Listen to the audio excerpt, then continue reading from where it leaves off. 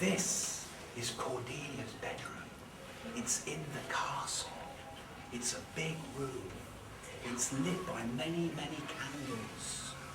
Over here is a window, and by the window, a very special flower that her father gave her. Over here is her bed. It's a big bed, and there are curtains that go right round the bed to keep her warm and to keep her secret. And hidden in the bed are some jewels. And there in the corner of the bed, the old ball that she had as a child that she snuggles up to at night. And at the end of the bed, a special box, a magic box that no one else can see. And in that magic box, crystals, perhaps crystals that tell the future. And over here, a desk where she can sit and write her diary and all of her thoughts and all of her feelings. And in this cupboard, the money that her father gave to make sure that she would always be safe and have some money. And through here we go to the secret tower. So are we ready? And at the end of her bed, a sword. This is all in the palace. This is all in the palace. In the secret tower. In the secret tower. Well, I'm coming through the secret tower because this is a secret doorway that connects to my secret tower, isn't it? What's the girl's name? The girl's name is Cordelia. Cordelia. Are we ready?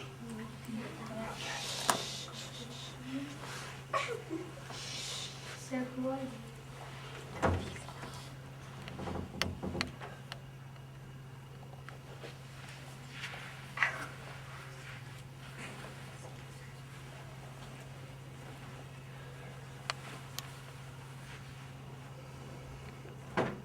Never, never, never, never, never.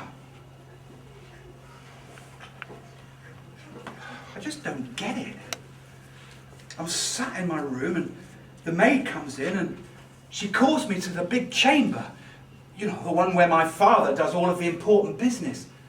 The big grand chamber. And there in the chamber is everybody. My sisters, Goneril, the oldest, and Regan, and their husbands, Albany and Cornwall, and as well the two men who have come trying to be my husbands, who've come to ask my father for my hand, Burgundy and France, and all the lords, and all the ladies, and all the servants, and all the ambassadors, everybody there in the hall, and we're thinking, why? And my father speaks. Our darker purpose.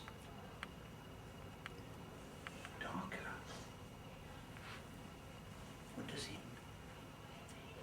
And then he announces, "Tell me, my daughters, which of you shall we say doth love us most, that we our largest bounty may extend?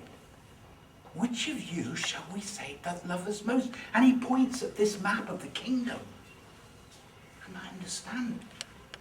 He's asking which one of us loves him most, and then he will divide up the kingdom. Is he mad? I know that he grows old and he grows restless, but how can he ask us in front of everybody which of us loves him the most? And is it fair for him to divide the kingdom up according to who says he loves the most? So he asked my oldest sister, Goneril, "Tell us how much you love us."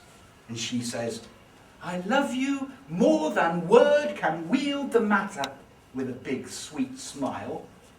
She's always been good with words, my sister. And he seems very well pleased. So then he asks Regan. She's the middle sister. She's clever. You know what she says? She says, "I find she names my very deed of love, only she comes too short." That's clever, isn't it? She's saying, "I love you as much as my other sister, only I love you a bit more." Very clever. So he's very pleased now, and you can see the old man smiling and everybody clapping. And I'm thinking, perhaps this is a game. Perhaps we're all supposed to exaggerate. Perhaps we're all supposed to show off. But then I think, surely we should speak what we feel, not what we ought to say. He turns to me. And he says, How much do you love me?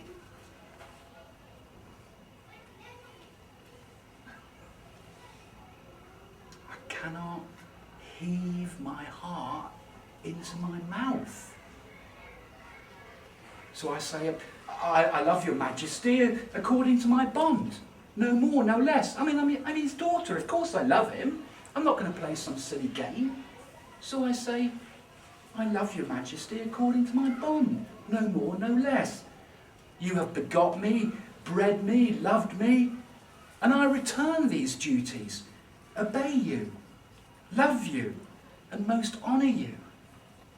Well, he goes absolutely mad. His face is red with rage, and he points at me and he says, "Nothing comes of nothing." And then he says, "Better thou hadst not been born than thou not have pleased me better." My own father, better that thou hadst not even been born. And then he says, "We have no such daughter, nor shall ever see that face of hers again." Here I disclaim all my paternal care. Now he says he is no longer my father because I would not play this game. And his old friend, Kent, his loyal servant, says, "You're making a mistake, Majesty. See, Leah, see." And he says, "Come not between the dragon and his wrath. Hence, avoid my sight." Love and be silent, I think. But then there is worse to come. He offers me to Burgundy, like I'm an old coat in the cupboard. He offers me as a wife. And he says, her price is fallen. Her price is fallen. She's there and she's yours. Burgundy, he was only after the money and the land. Well, I shall not be his wife.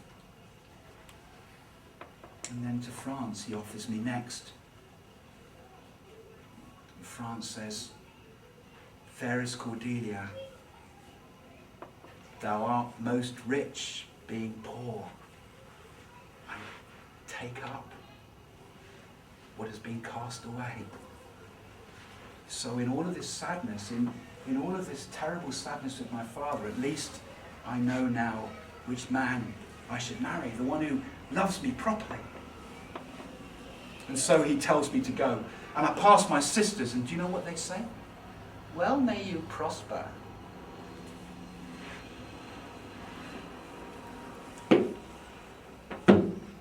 He's a man of stone.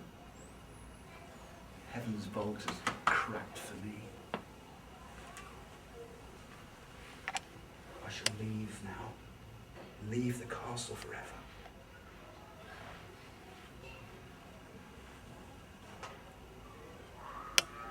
What shall I take with me? And what shall I leave behind?